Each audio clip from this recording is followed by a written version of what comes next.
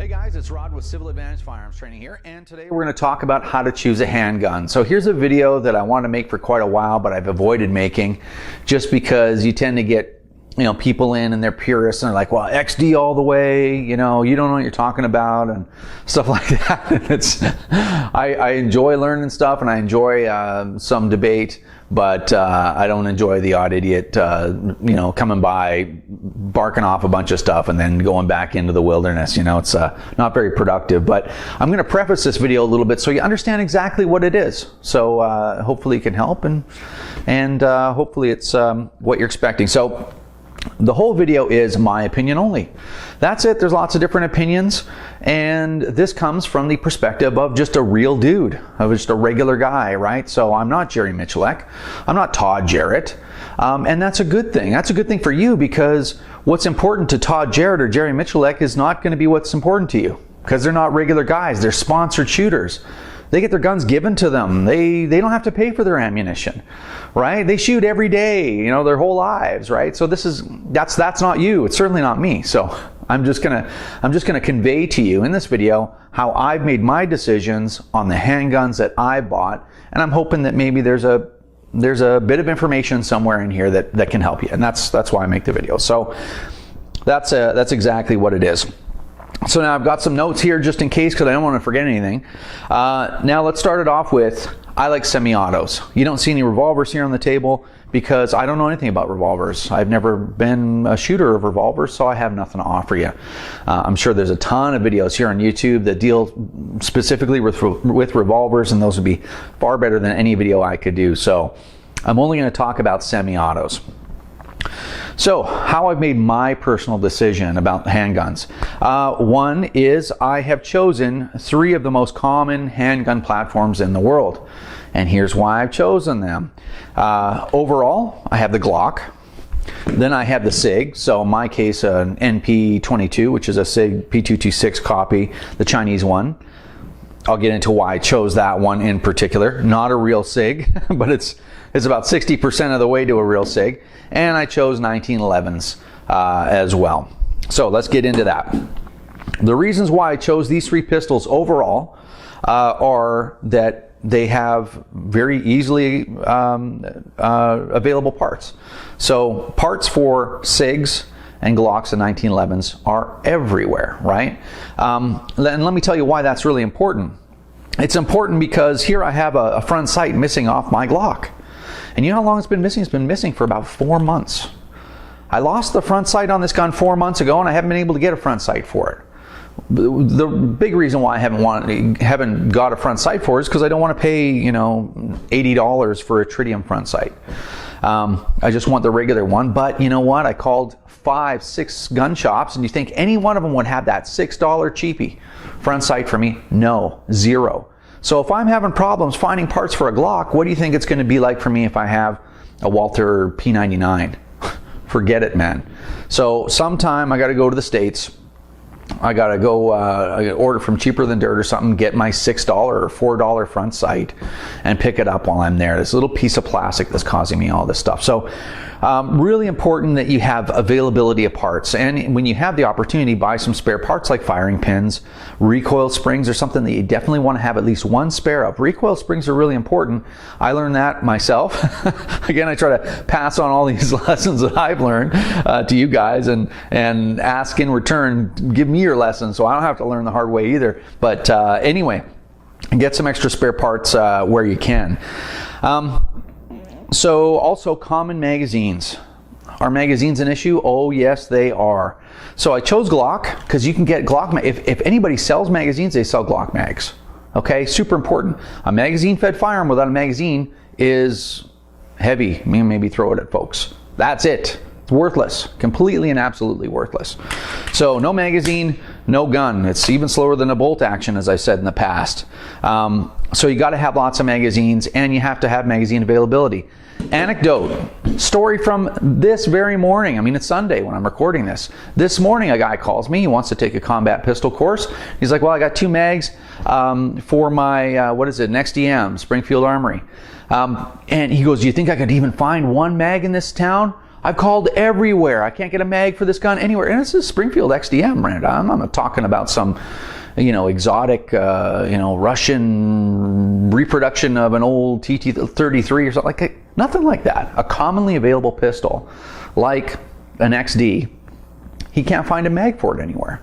And then when he does, it's going to be $60, right? So magazines should be a huge part of your decision-making process. So parts availability and magazines, huge factor in how you choose a handgun. The other thing about magazines is the reason I've only stuck with 2 actual practical pistols, right? So let me take a step back. The only reason I have the 1911 is they're fun to shoot. It's a 45 ACP. They're classic, they're inexpensive, and they're cool. They're a cool gun to shoot. I enjoy shooting this thing, and that's the only reason I have it. If I was going to war, which I'll probably never do, I wouldn't be grabbing this thing. I'd be grabbing one of these guys, right? So what I've done is, rather than dedicate myself to just one pistol, I have 2 platforms. One that's a double action, because I want double action experience, and I want single action experience with the single action trigger. I know the Glock purists out there, like myself, will say it's double action only by definition, but it acts like a single action, meaning I got to charge the gun and there's only one trigger pull that I have to learn. With a double action, there's 2 trigger pulls. There's the double action trigger pull and the single action, right? That's a single action trigger pull. So I've chosen these 2 platforms. I'm going to stick with them. Why? Because if I buy more Glocks, I already have magazines for them. If I buy more Glocks, I already have holsters for them. I already have aftermarket parts and lights that I know are going to fit on a Glock, so I buy a platform and I stick with it. And with Glocks or SIGs, you have aftermarket parts all over the place, right? There's a million aftermarket upgrades for SIGs and Glocks. Are there other common, semi-automatic handguns? Yeah, there sort of are, but these 2 are kind of like the most common in my opinion. Now, what else? Same thing with the SIG. If I have 3 of these things, right? And I call it a SIG. Remember, it's not really a SIG, and it really isn't not really a SIG. So, but I got 3 of these things, right? 2 of them are disabled for the firearm safety course, and I got this one. So now I can interchange parts, the ones that are left that aren't destroyed in the deactivation process or the disabling process, and the magazines. Every time I buy one of these, I get 2 mags, right? Now I got lots of magazines for the one that I do keep active. So choose 2 platforms and just stick with them. Don't get discouraged. Well, I should have went with this, should have went with that. Just stick with those guns and learn how to shoot them, and you'll be glad, because you won't be wasting your money and your time and your training hours, right? Those training hours are precious. And remember, you're throwing 300 rounds down range when you commit to those training hours. Okay, lots of knowledge available. Again, my decision was to stick with commonly available pistols, and nothing exotic. Again, where am I going to not find a takedown video for a Glock? Where am I going to not find a detailed strip video for a SIG or a 1911? Where am I not going to find my 1911 is stovepiping? Where can that, what can that be? I'm going to find knowledge in the community everywhere about these 3 types of pistols. So that's another reason I stuck with them. So I think all this to say, there's lots of knowledge out here on YouTube and elsewhere about these 3 pistols. If you have a problem with any of them, you're very likely to get some answers in forums or on YouTube or whatever, right? Lots of knowledge, very well understood pistols, especially if you run into problems. All right, next thing is reliability. So a firearm that is unreliable is a firearm that is absolutely worthless, right? Deactivate it and put it over the fireplace or whatever, if you're in a country that makes that easy, not Canada. But anyway, yeah, it's you want a gun that's going to shoot every time you pull the trigger. And I mean, name one gun in the world, and I'm serious, man, name another gun in the world that is as reliable as a Glock. Say what you want, but man, I mean, these things shoot, as I've said before, underwater. You can find tons of videos on YouTube of people shooting these things underwater. The slide will actually cycle. In fact, you can get spring cups, which I have inside this gun, that are designed, they're marine spring cups. They're designed to shoot underwater, man. How can you get that anywhere else, right? Pretty cool. So Glocks are very, very reliable, and I mean, that's what you want in a pistol. SIGs, wildly reliable. Even the NP22, even the Chinese version, I've never had a failure to fire, ever. Through this gun, I'm going to say 2,500 rounds. Not a lot, You know, I mean, it's a lot for some people, but for me, that's not a lot. And, you know, no failure to fire for this guy. So very simple, very well engineered guns. If it were a real SIG, which I just have a hard time blowing $1,000 when I can get 3 of the, you know, the others. One day I will buy one. But the real SIG, I mean, I bet you'd never have a failure to fire your whole life with the thing. Fantastic. These, different story, but again, I got this for fun. That's my fun shooting gun. So reliability is super important. And again, if I was running a course or taking a course or zombie apocalypse, definitely Glock would be my go-to pistol personally, right? And I like single action pistols in that every trigger pull is the same, and I don't like safeties. You know, I've trained myself pretty reliably to keep my finger off the stinking trigger, so I should be okay, right? If you're somebody that has a hard time keeping your finger off the trigger, go with a double action pistol. Be a little safer for you. As you guys know, I just recently did a video about caliber, and I recommend 9mm. I'm not going to get into the caliber thing because I got a whole video on it, and you guys can check that out. It's, I don't know, 6 or 8 videos ago kind of thing. But I like 9mm. All I'm going to say about that is it's the most inexpensive real pistol caliber in my opinion only. So it's 40 and 45 starts to get expensive.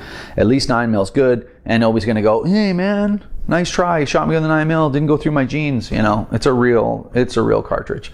Not like I'm even involved in that kind of stuff right now. I don't defend myself with a firearm. Anyway, the other thing is, when you're going to choose that platform, make sure that it fits good in your hand. One of the biggest complaints about Glock is that it has a very blocky, very large grip. So I don't have huge hands, and I find Glock just fine. Some people are like, well, I don't like the grip. So here's a pitfall I want to talk to you about real quick is, when you get a pistol and you're like, I can't shoot it, I just can't hit anything with it. And then I tried my buddy's, you know, whatever pistol, and it was way easier, so I think I'm going to flip over. Be really careful. Make sure that it's just not, I had an unfamiliar pistol and didn't know where the trigger broke, so I wasn't anticipating, I wasn't flinching. You know, those are things that you can work on with your own pistol. You don't need to change platform. So what I would do is, like, there's a lot of different pistols that I'd like to have. Hey, Springfield XDM, awesome pistol. Walther P99 Navy, those were around for a while. Gorgeous. I shot one. It's just it's a work of art. It's beautiful. Shoots smooth, cool trigger. It's awesome. But I've got all the gear, I've trained on these pistols, and I'm going to stick with them, even though there's better stuff out there. And you might say, hey, you know what, I don't mind paying the extra and trying to find these exotic holsters out there that'll take my Walther P99, and I don't mind paying, you know, $300 for a holster when I can get one for, you know, $89 for a Glock, because they're so plentiful. If that's you and you got that cash and, you know, you're under no pressure, that's awesome. But again, for everybody, it's going to be a little bit different. So I'm just telling you why I chose these in particular. But I find that the Glock, the grip does work for me. It's not the best grip I've ever held in my hand. The SIG grip is far more ergonomic in my opinion. But again, I stick with the Glock, and I make myself proficient with the Glock rather than just keep, you know, switching to different pistols all the time if I don't like the results of my shooting. Well, I have a note here that says, don't give up. You know, don't give in to switching.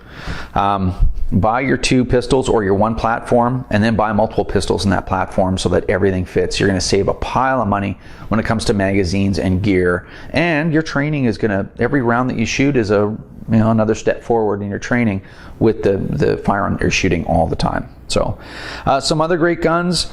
Now when I say here's the guns I chose and, you know, whatever, remember that's just my opinion. But other great guns, you got the Ruger SR40, SR9, you have the CZ75, you have the Beretta 92, you have the Walther, as I mentioned. What else do I got on the list?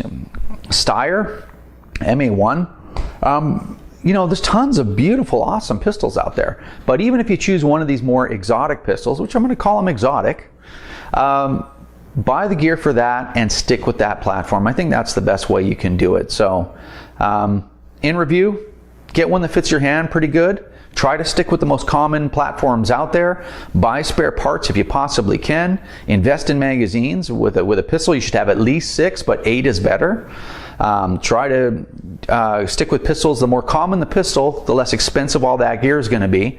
And don't get discouraged with your shooting. Just concentrate on your training. Don't get discouraged with the shooting and then just say it must be the pistol. These pistols that I talked about now are wicked accurate. It's not the pistol, man, it's you. Which I had to discover myself, right? It wasn't the pistol, it was me. Anyway, if you've got some extra information for people trying to decide what handgun to buy, go ahead and put it down in the comments. I love learning from the collective knowledge of all of us as a community. That's awesome. I hope this helps. If I've helped you in any way, that's great. That's why I make the videos. So anyway, if you want to follow us on Twitter, you can at CivilAdvantage1, or find us on the web at www.civiladvantage.com. Thanks, and we will see you next time.